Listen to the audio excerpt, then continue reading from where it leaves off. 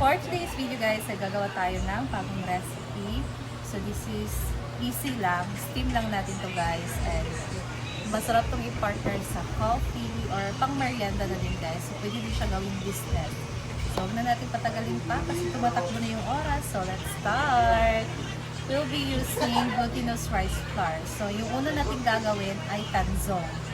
So gagamit tayo ng glutinous rice flour. So this is 1/3 cup. Ilagay natin sa ating kawali or non-stick pan. And then next guys, lagyan natin siya ng 1 cup na water. Tapos prismatic Mix lang natin. Mix muna natin siya guys bago natin siya isalang sa atin. Mix na natin siya guys so na-dissolve na ang ating glutinous rice flour. Next, isalang na natin siya sa atin. So, halu-haluin natin to until mag-thickened na siya guys or lumapot na siya. Tingnan nyo guys, ang bilis lang niyang nag-thicken.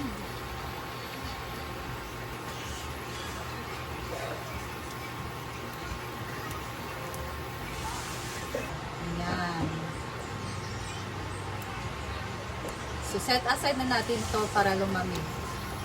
So, this time guys, mag-mix na tayo ng ating dry ingredients habang pinapalamig pa natin yung tanzong. So, let's start mixing. 2 cups of glutinous rice flour. Next, 1 cup of white sugar. So, lagyan natin siya ng a pinch of salt. Next, maglagay na tayo ng pampaalsa. We have 1 teaspoon ng yeast. And 2 tablespoon ng baking powder. And then, i-mix na natin siya guys.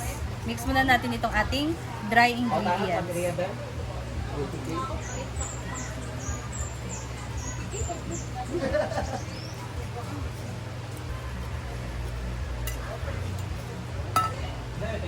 Ngayon guys, maglagay na tayo ng 1 1/2 cup ng kakang gata. Pwede kayong gumamit ng Coco Mama.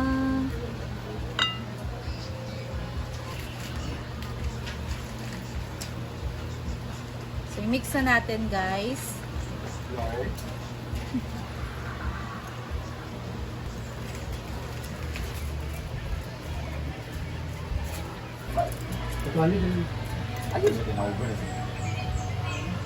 So next guys, lagay na natin tong tanzong.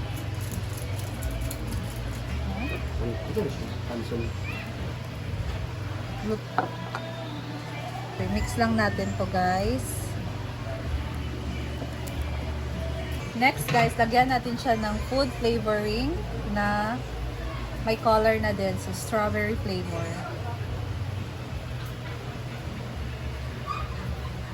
Bango. Bango ng strawberry guys.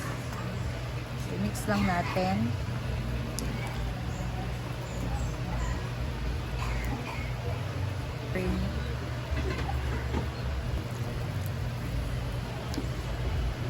Nagdagdag ako dito ng food flavoring para ano din yung kulay niya, magkulay pink. So next, i-transfer na natin siya sa ating lalagyan, molder. So i-rest na muna natin to guys for 40 minutes. So ito na siya guys, na-rest na natin siya for 40 minutes. Hindi na siya na. May video ba? Mama, good. Ano kasi yung ito? Ito, huwag niyang ipasa. Okay, strawberry. Okay siya. Bukad ba na siya? Takpan natin siya ng foil guys para hindi matuluan ng tubig.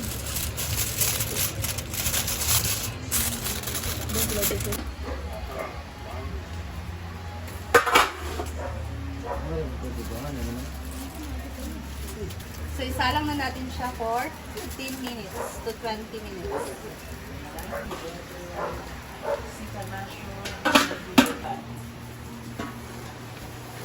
Then,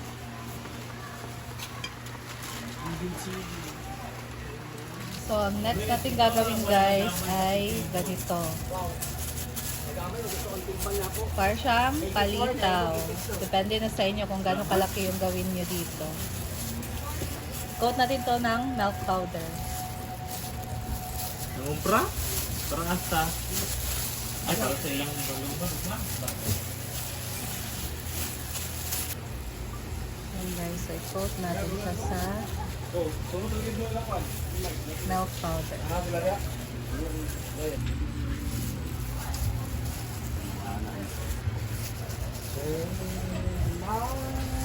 Ulit na ba eh?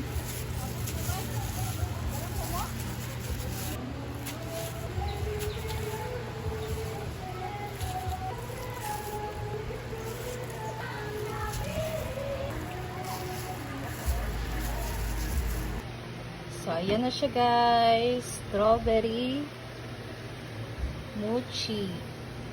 Ito siya mochi. Kasi, glutinous kasi ang ating ginamit dito. Kaya, ayan. I-coat lang natin siya ng powder and okay na. May masarap na tayong pang merienda.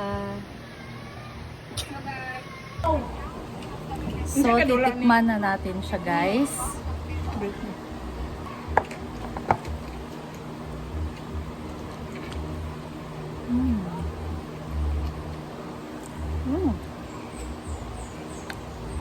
Ang sarap.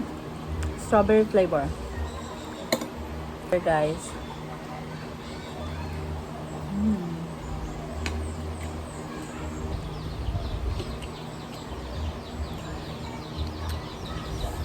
This is strawberry mochi.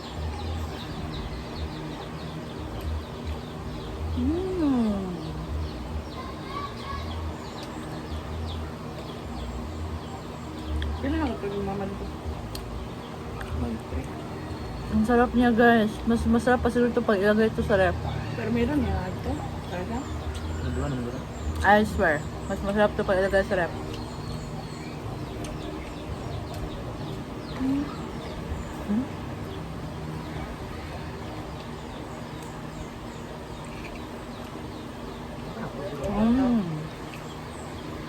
Wow. Ayan, tikman na ni Carly. Ha? Carla, ang Anong ating feeling strawberry mochi. Dahil na, Jeg.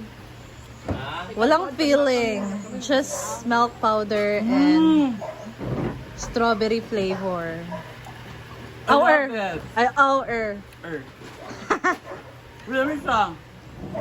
I can taste the strawberry. Yes, and the smell. Ah, Yeah, and also the aroma of aroma. Anong masasabi nyo guys with the texture and the sarap daw guys. Dali ka sa magkuam. Dili sa magdugay sa imong kuan. Oo. Pero kung imo gid Matuloy na siyang nimo sa- kuanon, ikuan gini mang iyang texture mo siyang ano, Murag wala pa na prito nga karne.